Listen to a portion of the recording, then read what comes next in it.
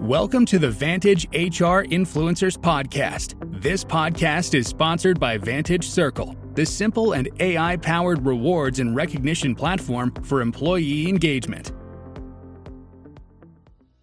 Cultural transformation is highly needed for firms aiming to become more agile and inventive. However, developing and maintaining the long-term effects that come with change is frequently the most difficult component of a cultural transformation. And clearly, it does not happen overnight. The problem is, people generally do not understand how their work fits into the organization's mission and vision. Worse, only 10% of the HR leaders are sure that their organizations understand their culture in the first place.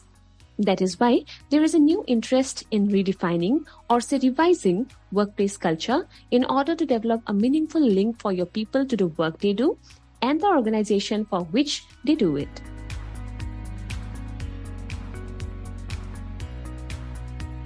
Hi everyone, welcome to a brand new episode of the Vantage Influencers Podcast. I'm your host Sushmita, and today I have with me guest speaker Runam Mehta, the CEO of HealthCube, a well-funded health tech startup in the arena of diagnostic devices. Welcome to the show, Runam. Thanks, Sushmita. It's an absolute pleasure to have you on the show today, Runam. Would you like to introduce yourself with the background before we start with the topic today? Of course. Thank you, Sushmita, for having me here. And I'm actually a physiotherapist by education. I studied in Pune in Sancheti College, graduated in 2007.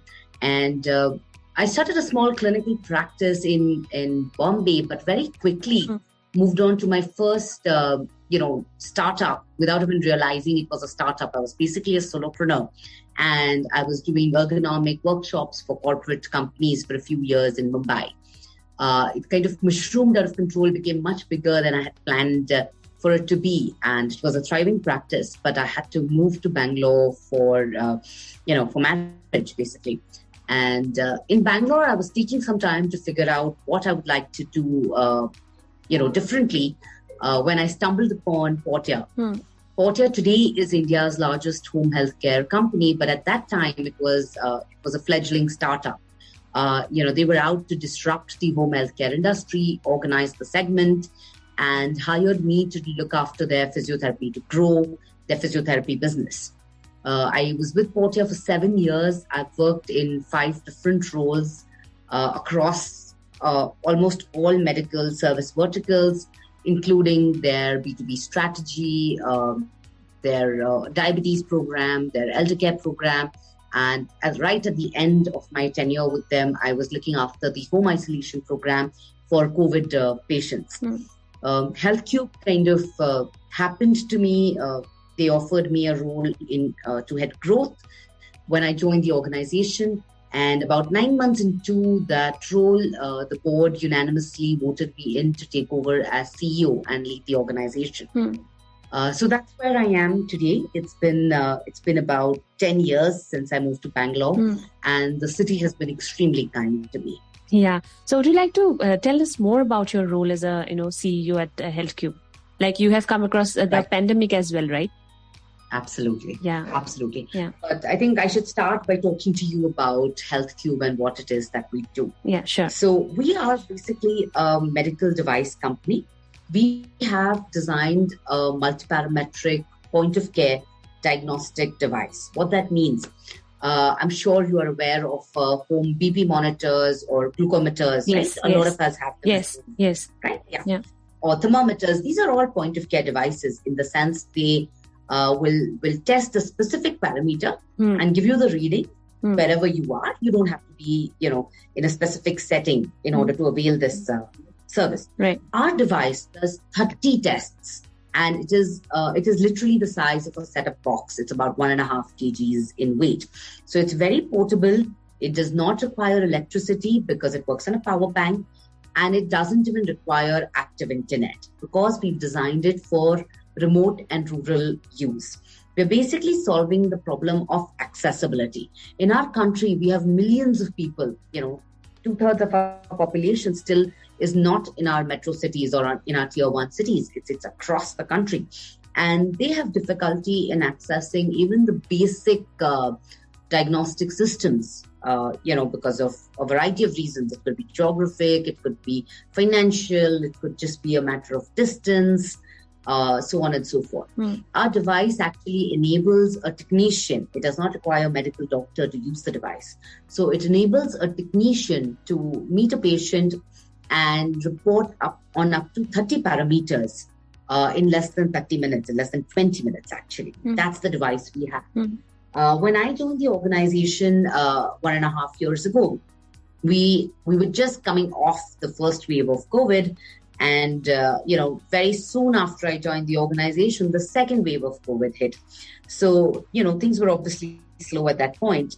But since then, we've been able to make great progress. We are working with public healthcare systems, governments, and teleconsultation companies are looking at our devices to make, teleconsultations more meaningful. We are working with really big CSR projects, outreach clinics, and we're also working with private clinics in order to, enable their clinic digitally, to take it up a notch. So that's really where we are today. Okay, so now talking about the workplace culture, I'm sure that you guys have seen different changes in your workplace in the last 2 years, isn't it? We all are seeing some big changes, occurring in our organizations due to the pandemic. Some of the expected long-lasting changes, it includes hybrid and remote work, increased virtual communications, increased cybersecurity, and a greater emphasis on a better work-life balance. So do you believe, Runam, that the pandemic has changed our workplace culture for the better? I think that's a very loaded question. I think it has changed the workplace forever. Better or worse really depends on, specific organizations and how they look at their own interactions with their teams. For HealthCube, I'll take a minute to talk about what our values are. Our values are integrity, respect and compassion, striving for excellence, accountability, and being consistently innovative. Now, how we arrived at these values, Sushmita, back in December, we had our entire team, including people from remote locations, come into Bangalore, and we did a 1 whole day long intensive workshop where we spoke about what are the values that are close to our heart as individuals. Then we broke it down to what are the values we'd like to see in our workplace, in our interactions with each other, in our interactions with customers. And as a team of 45 people, we arrived at these values together. Now we hold ourselves accountable to these values. Our rewards and recognition is centered around these values. And this extends beyond just customer interaction, right? Definitely. So when I say we have integrity and we have respect and compassion for each other, it means if somebody tells me that they need to work from home, I respect that. I have compassion for them, and I believe that they have the integrity to really be working from home, and they're not really just taking the day off. Right. We are accountable to ourselves. We are accountable to the organization for how we use our time. So this extends into our interactions with our teams. It also extends into how the team interacts with the organization, what they expect from me as a leader, and what they need to give to the organization. So clearly, Runam, creating a great work culture isn't the duty of the HR team alone, isn't it? And it definitely needs a bigger group effort. Runam, it would be great if you can share how we can, as individuals and teams, enable ourselves to create a workplace that is innovative, inclusive, and insightful. Thank you so much for asking that question, Sushmita. I think you said it really right. I remember about 1.5 years ago, I was having an animated conversation with a friend of mine, and we had exactly the same conversation. She was actually looking to hire a very, very senior HR person. And her argument was that the culture in my workplace isn't where I wanted to be. So I need a very senior HR person to drive that. And my argument actually was that HR head does not drive culture. I completely agree with you. HR as a department, I think, enables the organization to walk its culture. But really, the culture is set, firstly, by the people on the top. It is the leaders of the organization, the top 4 or 5 people, who first have to define what we stand for. That's what I just spoke to you about. Right. Then everything that we do, right? How we conduct ourselves, how we behave, do we show up on time? Do we kind of, I don't want to use the word allow, but do we give people the freedom to set their work hours, within reasonable constraints? Of course, what we do and how we treat our people really defines the culture of the organization. And HR department kind of becomes a custodian to kind of make sure that it's popularized and the larger team is, following the same culture. But it has to come from the top. I don't think you can entrust a single department or a single head of a department with something as important as culture.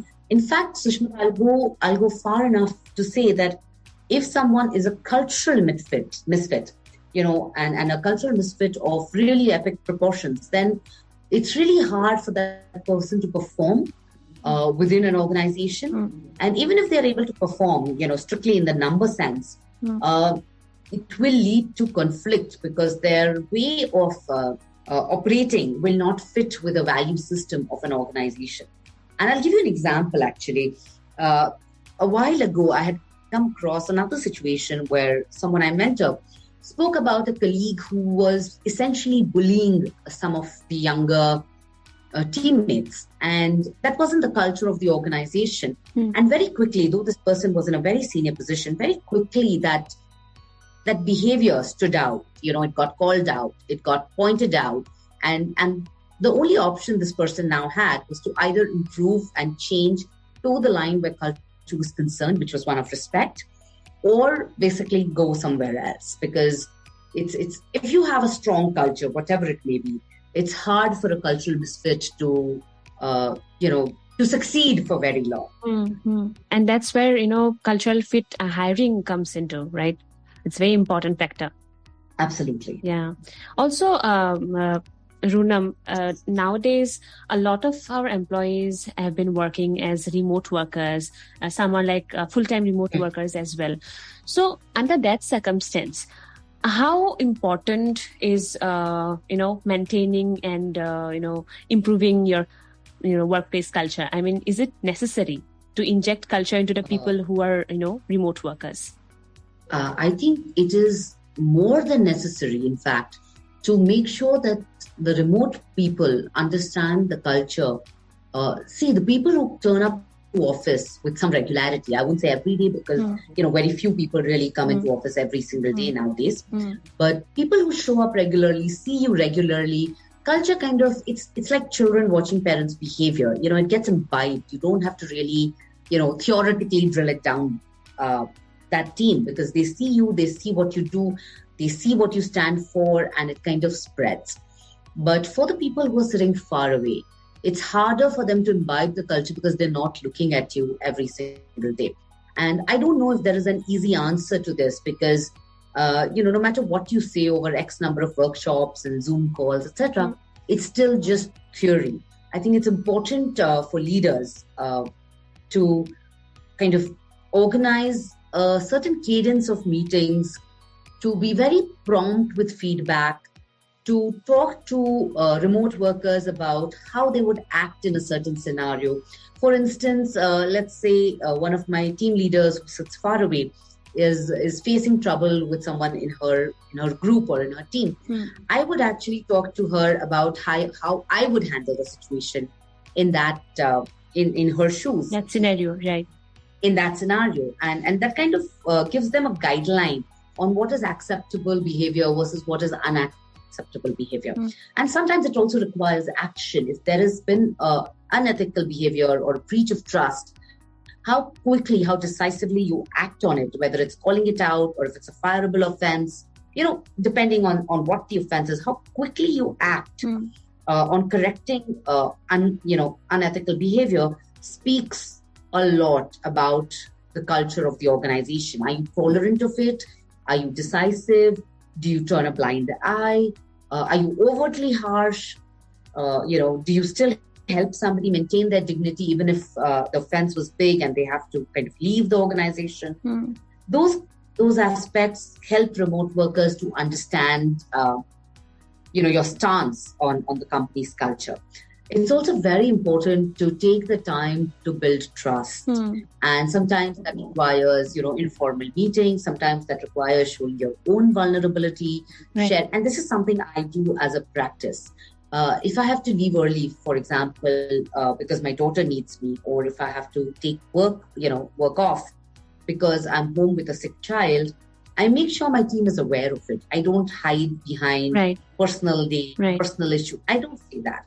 I say my daughter is unwell today, so I'm going to take 2 days to kind of just be with her. And what that does, it makes me human to my team. It also means that they can come and tell me when they have medical issues, personal issues, real problems that they want to deal with at home. They can just tell me what it is. And it helps me support them better, right? So if someone has to take a parent to the hospital, I'm unlikely to call them. But, if they say they're out shopping, I may pick up the phone and say, okay, this is a little urgent, can you help me with it? So it helps me to decide whether or not I'm going to, how much I'm going to kind of be hands-off in a specific particular situation. And if I can lend support, make connections, point them to a doctor, point them to a resource, in specific situations. Or just if I want to take a me day, I just can take it and just notify my, colleagues that I want a day for myself, and I don't have to lie about that I'm sick or I want to go to the hospital or anything like that. Absolutely. Yeah. Absolutely. In fact, I did that. I'm so glad you brought it up, Sushmita.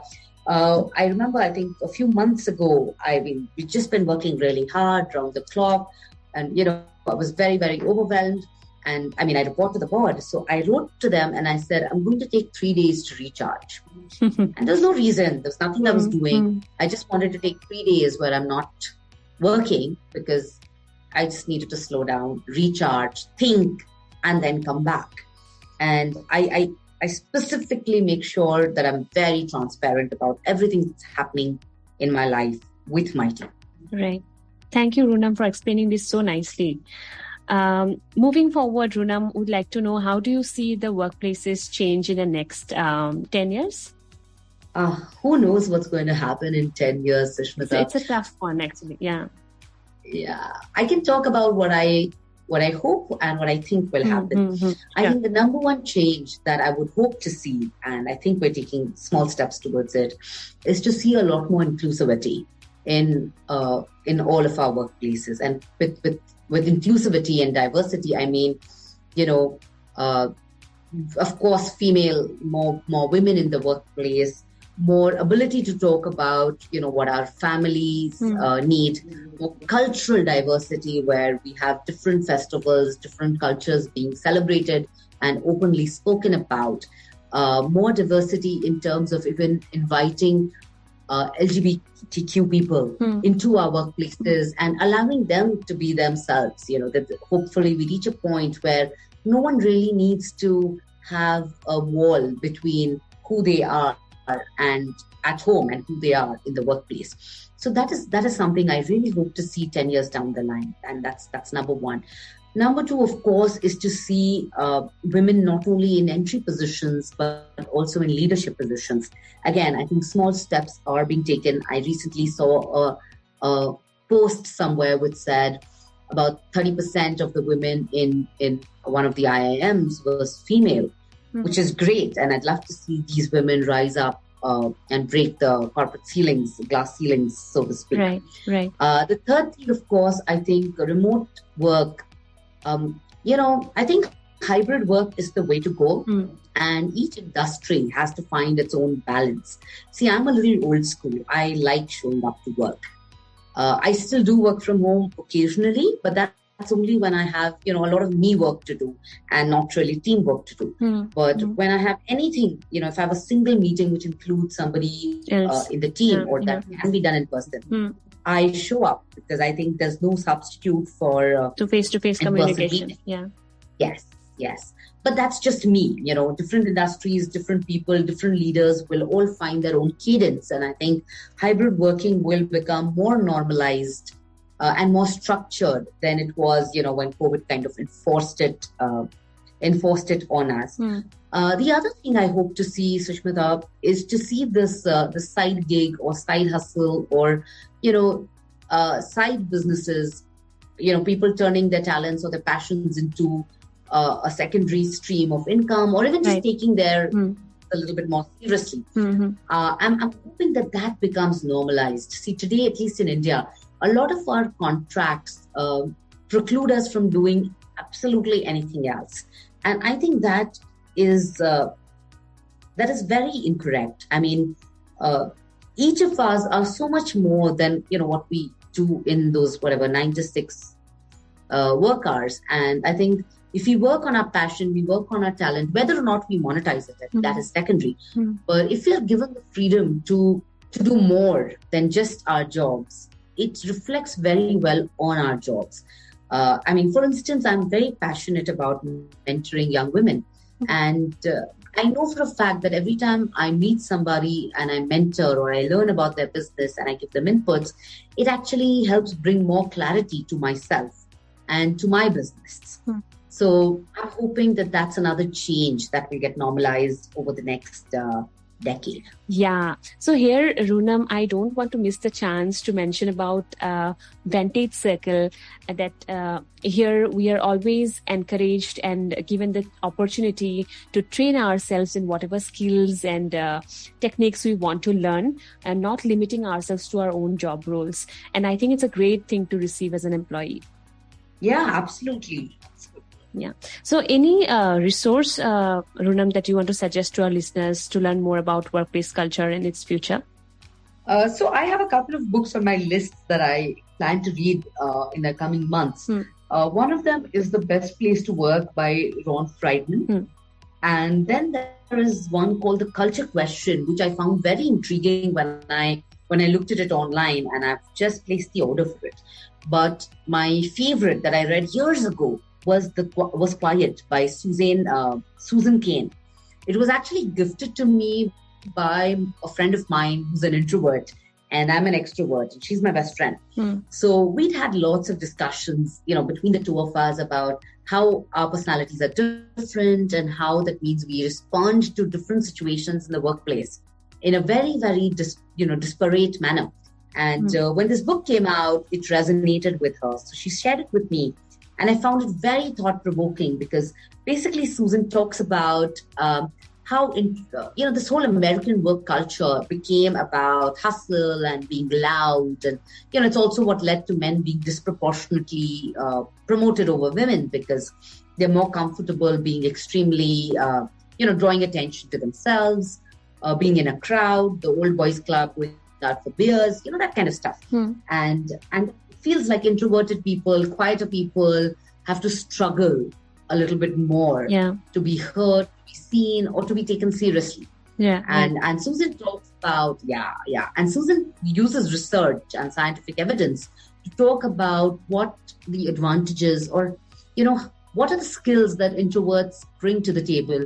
Who are the leaders who are actually very creative but have been, known introverts? And how we as leaders need to kind of differentiate between personality and skills. So just because somebody is quieter in a meeting does not mean that they do not have something to say. Maybe they're more comfortable saying it in a smaller setting, or maybe they don't want to be the loudest or the first to speak. As a leader, it's our responsibility to call upon all the members of the team to share their inputs, and sometimes your best ideas will come from the people who would not have even talked if you didn't specifically ask them a question. Now, this is something very hard for me to do because I'm an extrovert. I speak up all the time, and I've traditionally always expected people in my team who have an opinion to speak up. But after reading this book, I became mindful about it. And I started to look around the table and see who are the people who look like they have something to add, but who aren't really going to say it on their own. Right. And specifically asking them to share their inputs. Or, I end a lot of meetings saying, let's think about this for another day and, y'all can come see me separately. Opinions. with follow-up thoughts. Mm-hmm. And I find a lot of team members who are not comfortable talking in very large settings do come to me the next day, or send me an email with very structured, very well thought out, very well formed suggestions. And as I practiced this, I read this book maybe in 2014, 2015, like many years ago. But as I practiced this has now become second nature to me. So I think a lot of these things are just about changing the way you look at your team, drawing out what is the best. And once you start doing it, it just comes more natural. Yeah, it's one of the most, core leadership qualities that one should have. I think, making others comfortable and, talking to them in person and actively listening to them and, asking for their opinions and feedbacks in any matter. Yes. Also, one more added advantage, Sushmita, which I discovered actually, after I started practicing this, is people feel more valued, right? And I think it has an impact on how much they trust you and how long they're likely to stay with you. The whole retention, employee retention thing. I did a post about this in LinkedIn once, but I don't think employee retention is something that you can orchestrate, by doing engagement activities. You should do those anyway, but that doesn't lead to retention. I think what really leads to retention is when people feel like they're part of the fabric, of the organization. Yeah. Yes. And this specific behavior, which I had to inculcate very, very mindfully, I think, and I, of course, don't have any evidence to kind of prove it, but my sense is that this behavior of making people who otherwise aren't heard, feel heard, helps to kind of keep them on board, a lot longer than they might have stayed otherwise. Very true, Runam. So, we are almost towards the end of this podcast, Runam. So, is there anything that you want to add? I think, honestly, you can't build a great place to work just because you want to. First thing is you have to want to, but then you have to pair it up with action.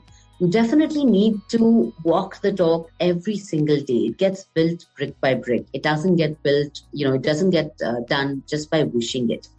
So I would urge all leaders, not only of organizations, but also of smaller teams, to be very mindful about what culture they're building for their team and then follow up consistently on it every single day that they're at work. Great. So Runam, finally, would like to know how our listeners can reach out to you. Thanks for asking that, Sushmita. I am very active on LinkedIn. They can look me up. My name is Runam Mehta, Runam Mehta, or they can send me an email on Runam, Runam, at healthcubed.com. It's HealthCubed, healthcubed.com. Okay. Our website is also www.healthcubed.com. Okay, great, Runam. I appreciate your wisdom and insight on the topic today. Your perspective was quite interesting, and I truly appreciate how you explained it. Thank you for taking your time to talk to me today, and thank you for being a part of the Vantage HR Influencers Podcast. Of course. Thank you for having me, Sushmita. Thank you. Thanks for listening to the Vantage HR Influencers Podcast. Please do subscribe to Vantage HR Influencers Podcast on Apple Podcast, Spotify, and our YouTube channel for new episodes.